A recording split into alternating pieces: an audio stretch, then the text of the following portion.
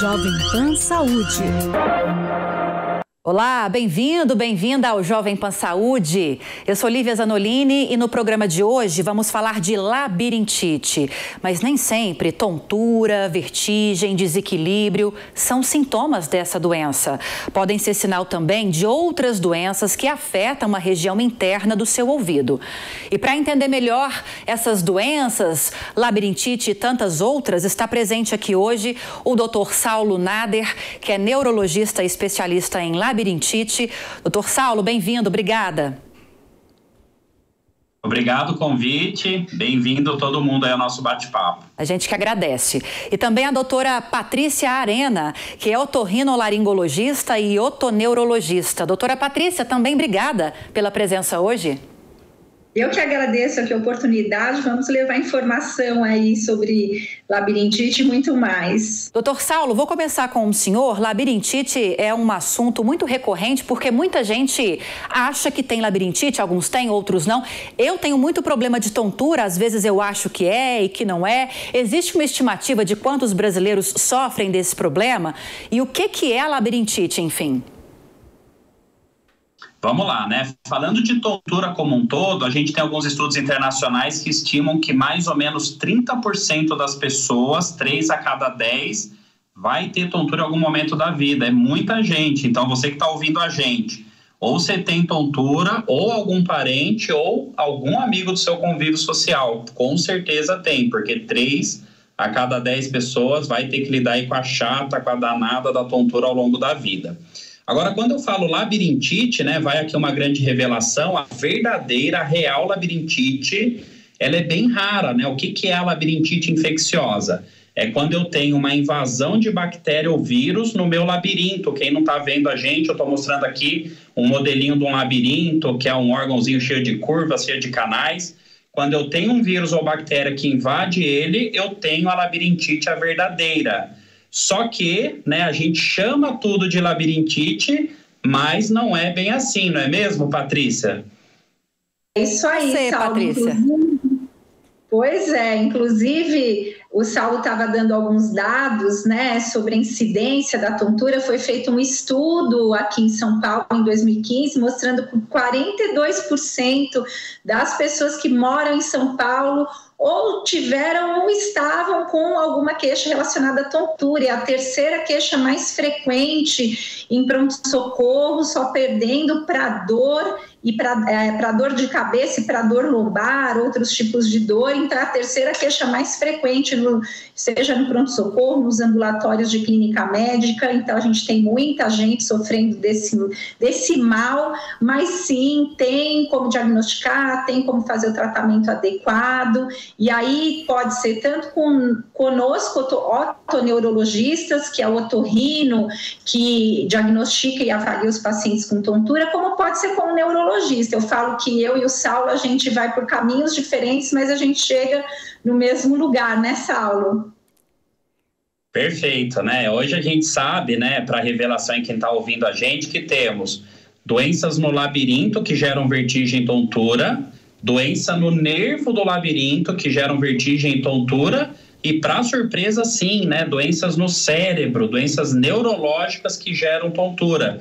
Então, às vezes, o que está sendo aí apelidado, chamado, né, erradamente de labirintite, a maior parte das vezes não é a verdadeira labirintite. Não tem problema você que está ouvindo a gente falar a palavra labirintite, mas tem que ficar na mente que preciso desvendar qual é o verdadeiro diagnóstico por trás do que está sendo chamado labirintite para fazer um tratamento correto, porque é uma doença no cérebro, diversas vão ser tratadas de forma totalmente diferentes que uma doença, por exemplo, no labirinto. Doutor Saulo falou que a labirintite em si, ela é mais rara, né, doutor? E em relação a essas doenças no cérebro, que podem ter os mesmos sintomas, elas seriam mais comuns? Dá pra gente falar um pouquinho sobre tratamentos para esses diversos problemas? Bacana, né? Eu acho que eu posso falar algumas principais neurológicas e a doutora Patrícia depois algumas principais ali do labirinto. Por exemplo, da parte neurológica, migrânia vestibular. Olha só, você que está ouvindo a gente, existe uma chata de enxaqueca que além de dor, né, não bastasse a dor que já incomoda muito, ela também dá crises de vertigem, de tontura e se passa por uma labirintite. É uma enxaqueca, só que dá também tontura. Às vezes a pessoa nem linka, né, ela nem se dá conta que a dor dela tem tudo a ver com a tontura. Porque às vezes elas acontecem junto, às vezes não. Às vezes a tontura acontece num dia diferente da dor de cabeça e a pessoa nem percebe que elas estão interligadas. Essa dor de cabeça tem uma localização um pouco mais exata? Ou aqui na parte frontal? Porque existe essa dúvida também, né? No caso da enxaqueca é assim, né? Para ser enxaqueca é assim, a dor ela tem que ser, né, alguma dessas coisas, né? Ela pode ser só de um lado da cabeça, ela pode pulsar, latejar como se fosse um coração, ela pode dar enjoo, né, junto com a dor de cabeça, ela pode também ser piorada quando a pessoa está em alguns ambientes mais claros, mais iluminados ou com muito barulho, e pode piorar quando a pessoa faz alguma atividade. Então, eu tô com a dor de cabeça, subi um lance de escada, carreguei um peso, piora a minha dor. Isso vai caracterizar, né, a enxaqueca. Agora, se junto com essas dores, né, acontecem também crises de vertigem, que eu tô falando sim, né, de tudo girar, balançar, com enjoo, né, com sensação incômoda, com desequilíbrio, e isso durar, né, muito tempo, aí eu posso ter um link das duas coisas. A enxaqueca daquela pessoa está linkada com a vertigem que acontece. E aí o tratamento é o mesmo, né? Eu trato a enxaqueca e tanto a dor de cabeça quanto as tonturas, elas melhoram em conjunto ao longo do tratamento. Antes de passar para a doutora Patrícia, para a gente falar um pouco mais de labirintite, doutor, muita gente reclama, eu já tive esse problema, mas uma vez na vida, eu confesso, 1 ou 2 vezes na vida. Antes da dor muito intensa e dessa tontura, às vezes desse enjoo, vem algumas alterações de visões. Isso é a vertigem ou seria um outro sintoma? Isso daí a gente chama de aura, né? E essa, no caso, a aura visual, que é a mais comum. Então, não todo mundo, mas algumas pessoas têm enxaqueca ou antes da dor, ou concomitante, logo junto, vê manchas, luzes, vagalumes, né? Escuros, normalmente no canto da visão. Às vezes até algumas manchas que se movimentam, às vezes algo mais fixo. Isso chama aura visual, né? E pode acontecer em qualquer enxaqueca. Normalmente a gente até caracteriza as enxaquecas, né, com aura ou sem aura, né, dependendo se a pessoa tem ou não esse sintoma. A vertigem é diferente, ela vem depois, né? Ela vem ao longo do curso da dor de cabeça ou, como eu falei, às vezes sem dor de cabeça nenhuma. Sim. Agora, doutora Patrícia, e sobre as doenças relacionadas ao labirinto e especialmente, né, o tema de hoje, o principal, que é a labirintite? Como seriam os tratamentos?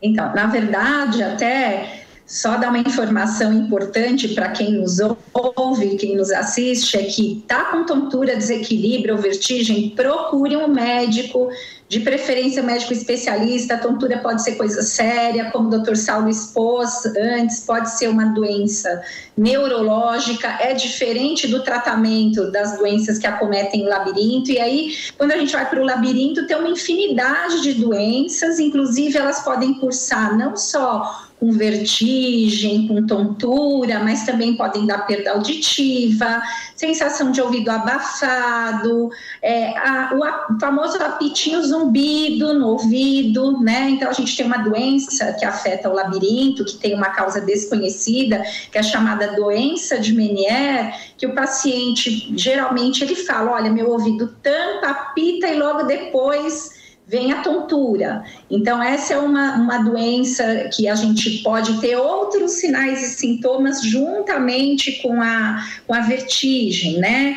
A neurite vestibular, que é o que muita gente atende no PS, que leva muitas vezes o paciente ao pronto-socorro com uma crise de vertigem muito grande, com náuseas, com vômitos. Essa doença em particular é uma doença viral que vai afetar o labirinto, como o Dr. Saulo também já colocou aqui, tem algumas patologias, umas infecções que dão no ouvido. Então a neurite vestibular seria também a labirintite, que muita gente chama.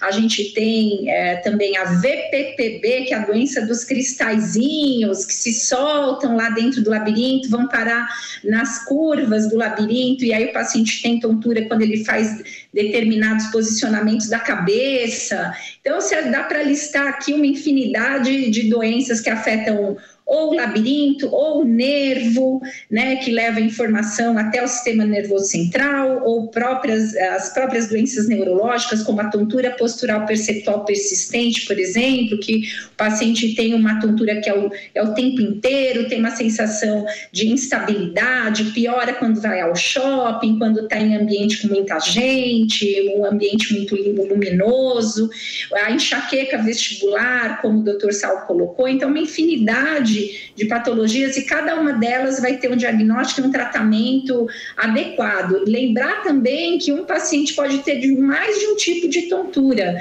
Então, eu posso ter um paciente com enxaqueca vestibular e uma tontura postural perceptual persistente. Então, a gente também tem o mesmo paciente com tonturas diferentes, com diagnósticos diferentes e tratamentos diferentes também.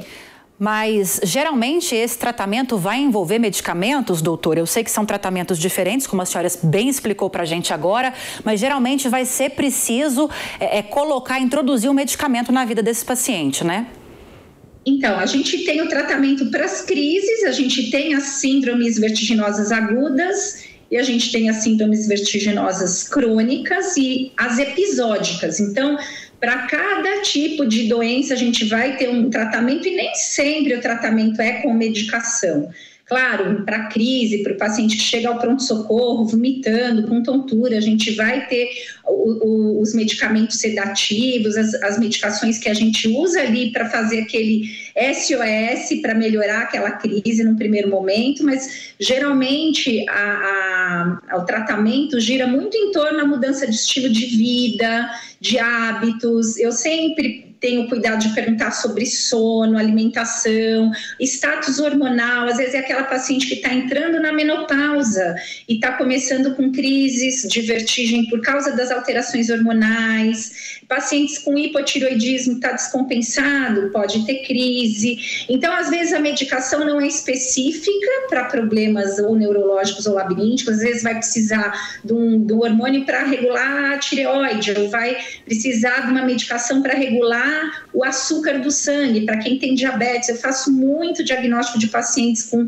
alterações do açúcar, então diabetes ou hipoglicemia ou intolerância à glicose, pacientes com sensibilidade a glúten. Então, muito gira em mudança de estilo de vida também, não é só a medicação. Aliás, eu uso pouca medicação, né? Então, depende de cada caso, de cada diagnóstico, e aí a gente vai direcionar o tratamento adequado. Doutor Saulo, e no caso da enxaqueca e de outros problemas de causas neurológicas, a regra é a mesma, a lógica é a mesma ou não? Muda? Até eu fazer um gancho importante aqui, né? Eu acho que vale a pena o pessoal que está em casa saber a principal causa do que é chamado labirintite, né? Como a gente falou, isso é um apelido, né? E muitas doenças ganham esse nome. A principal causa que a Patrícia citou, que é a VPPB, que é a tal da labirintite dos cristais soltos, ela é uma doença tratável com manobras no próprio atendimento. Olha só, né? Como que é isso? O médico, ele consegue, no atendimento, diagnosticar que tem cristais soltos, cristais fora do lugar, em algum lugar do labirinto, e através de manobras, que são posições que o médico vai fazendo com a pessoa, posições de cabeça, de corpo, a gente consegue varrer os cristalzinhos de volta para o lugar, resolvendo o problema. Então, a informação que eu estou querendo passar aqui é, curiosamente, a principal causa do que é chamado labirintite é tratável, não só sem remédio, como muitas vezes no mesmo atendimento. A pessoa sai do atendimento com o problema resolvido. Em torno de 90% de chance do médico conseguir já num primeiro atendimento resolver o problema. Então, reforçando de novo a ideia, né? Busque um médico se você sofre de tontura. Imagina aqui comigo, você que está em casa, pensa comigo, quantas e quantas pessoas sofrem por aí de labirintite, toma lá o remedinho e nunca melhora. às vezes é a labirintite dos cristais soltos, não precisa de remédio, coisa nenhuma. Agora, voltando então para a migrânia vestibular, que você me perguntou. Para enxaqueca, temos remédios que a gente usa para prevenir as dores e as crises de tontura. E aqui, né, quando eu falo remédios, a gente tem algumas opções. Tem os medicamentos por boca, que dá para ser usado todos os dias de uma forma preventiva. Tem injeções de anticorpos, olha só que legal, né? Isso é super moderno, são injeções mensais que a pessoa se auto-aplica, ela mesma aplica, onde eu tenho ali anticorpos que vão atuar no cérebro prevenindo as dores de cabeça e a tontura. E tem também botox, não lá, né, a estética para as rugas, não, mas esse mesmo botox, ele pode ser aplicado no couro cabeludo e isso tem comprovação científica de proteção contra a enxaqueca. Então, eu tenho um arsenal terapêutico muito grande para eu controlar a migrânia vestibular, a enxaqueca, que além de dor de cabeça, gera crise de vertigem. O Saulo falou de um aspecto bastante importante, que a VPPB é uma doença biomecânica, são os cristalzinhos que estão ali fora do lugar, a gente vai reposicionar, mas acho que é importante dar um alerta para quem tem a tontura não se automedicar, porque às vezes o medicamento, o tratamento que funcionou para uma pessoa não vai ser o mesmo para outra, então é muito importante as pessoas saberem o que fazer durante uma crise. Então, geralmente, está com a crise, né, de tontura, procurar ajuda médica, porque pode ser uma coisa muito simples, pode realmente ser um problema do labirinto, mas pode ser um problema muito sério. Então, a gente pega no pronto-socorro pacientes com suspeita de AVC, mesmo pacientes mais jovens. Agora, com o advento do Covid, a gente teve um aumento da incidência de acidente vascular cerebral em pacientes mais jovens, né? Então, tá com a tontura pode ser a ponta do iceberg para um problema mais sério. Então, procurar não se automedicar, não usar medicamentos por conta própria. O Saulo até tem um ABC do que fazer, né, Saulo? Pois é, né? Eu criei um mnemônicozinho para a pessoa lembrar com a palavra tontura, né? Então, por exemplo, começou uma crise de vertigem agora, tá tudo girando, tá tudo rodando. Primeira coisa, tenha calma, né? Vai passar, vai dar certo, você vai sair dessa. Ou de oriente-se, né? Você no espaço ali com as mãos, você vai se orientar aonde você tá, onde que tá a parede, onde que tá os móveis. Aí depois vem o N de não fique em pé, você se orientou, sente ou deite o que você achar mais confortável, porque numa crise de vertigem existe a chance de cair, bater cabeça, quebrar braço, se machucar. Então estar sentado ou deitado é melhor. O que é melhor? O que for melhor para você. Tem gente que se sente melhor deitado, tem gente que se sente melhor, né, sentado. Depois vem o outro T, né, de tranque a boca, né? É muito comum estar numa crise de labirintite, vem lá alguém com um copo d'água com açúcar, alguma sal para pôr embaixo da língua. Cuidado, porque com a vertigem vem enjoo, vem náusea. Se a pessoa tenta tomar alguma coisa, ela pode estar incitando o vômito, né? Induzindo a náusea, o vômito vai ser pior.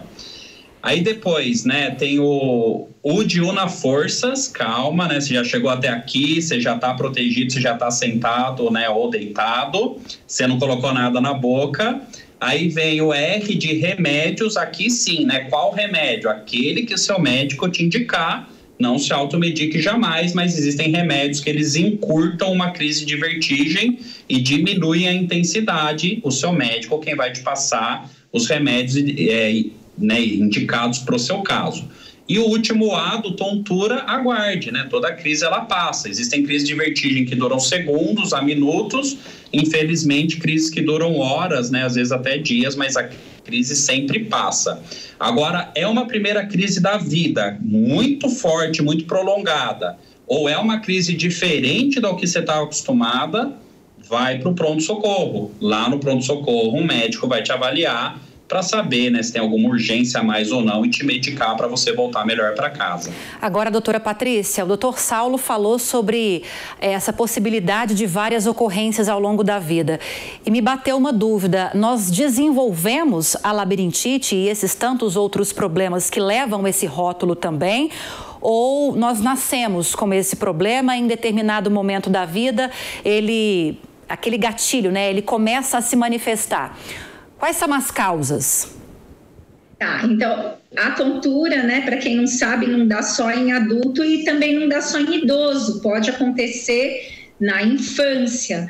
E aí, uma causa bastante comum na infância, que a gente chama de cinetose, é um tipo de tontura que dá em veículo, então aquela criancinha que não pode ir no banco de trás, que fica pálida, é barco, carro, avião, ou esses brinquedos que giram, ou mesmo até um filme 3D, são pacientes que passam muito mal. Geralmente nas crianças os sinais são de palidez, sudorese, fica suando frio, a criancinha vomita às vezes do nada, e a cinetose, que é essa alteração de processamento dessa informação. Tem gente que anda no banco de trás, vai no barco, no brinquedo que gira e não acontece nada. E tem pacientes que têm essa questão da cinetose, é um tipo de tontura que começa na infância.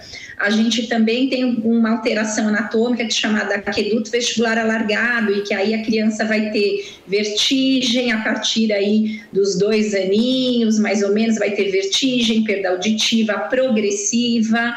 Então, pode ser uma alteração também que já vem aí da infância, que a gente já nasce com essa alteração do aqueduto vestibular, uma alteração anatômica, né? Mas a gente tem que estar também de olho em algumas síndromes que podem ter o aqueduto vestibular alargado em conjunto, como a síndrome de Pendred, que dá perda auditiva. A gente tem o paciente aí, eu falo que a criancinha com a cinetose pode vir a ser o adulto com enxaqueca, né? Mas a gente também tem as tonturas que são adquiridas aí ao longo da vida. Então, pacientes que às vezes precisam usar alguns tipos de medicamento que podem ser tóxicos para o ouvido, podem levar a uma baixa de função do labirinto e dar tontura. Tem a VPPB, como a gente já colocou aqui, às vezes o paciente sofreu uma pancada na cabeça e aí vai soltar os cristalzinhos e vai ter a tontura. Tem a síndrome multissensorial do idoso, ou que a gente chama de síndrome de desequilíbrio do idoso, que aí são os pacientes mais idosos que por um envelhecimento de todos os sistemas, né, o sistema visual, labiríntico, os músculos, as perninhas já não começam a ser as mesmas, e aí por esse envelhecimento de todos esses sistemas, aí o idoso vai ter também tontura. O idoso pode ter tontura por usar medicamentos em excesso, então muitos idosos têm a tontura porque estão usando antihipertensivo numa dose inadequada, medicações aí para arritmia cardíaca, medicação para diabetes, às vezes estão em doses inadequadas ou uma medicação tem interação com a outra. Então a gente tem sim tonturas desde a infância, passando aí pelos adultos jovens até os idosos. Tem coisas que a gente já nasce, né, com essa tontura cinetose, por exemplo, mas a gente pode sim adquirir ao longo da vida. Agora, qualquer tipo de tontura sempre tem um tratamento, então é importante sempre buscar a ajuda do especialista. Agora, doutor Saulo, a gente está quase chegando no fim já dessa entrevista e é importante a gente falar sobre terapias preventivas, né? Pelo menos preventivas de crises. Vocês me explicaram para a nossa audiência que em muitos casos a terapia medicamentosa é a solução para a crise, mas antes que a crise chegue, há o que se fazer para evitar que ela nos acometa? Pegando carona com a fala da Patrícia, né? Então, muitas das doenças, elas acontecem realmente ao acaso, né? Então, meio que viver é correr o risco, né? Infelizmente. Você que está vendo a gente, se sofre de tontura, é importante você saber disso, né? Que não é sua culpa. Não é algo que você deixou de fazer ou que você fez errado, né? Você não merecia ter tontura, né? E a gente torce muito que você encontre aí um caminho para sua melhora. Agora, claro, né? Como tudo na medicina, estilo de vida tá por trás, né? De prevenção de praticamente qualquer tipo de doença. Então, né? Praticar atividade física, dormir bem, tentar ter uma vida regrada, né? Em relação a horários, carga de trabalho limitada, tentar ter entretenimento de qualidade ao longo da sua semana, tempo com família, tempo com amigos, se alimentar bem, não ficar em jejum prolongado, selecionar alimentos de maior qualidade, tudo isso vai ter uma repercussão preventiva nas doenças que geram tontura. E claro, né, a pessoa já tem um diagnóstico, dependendo do diagnóstico, existe toda uma estratégia preventiva para que as crises parem de visitar aquela pessoa. Por exemplo, na doença de Meniere, que a doutora Patrícia citou, existem remédios para evitar crises, existem alterações de estilo de vida para evitar crises.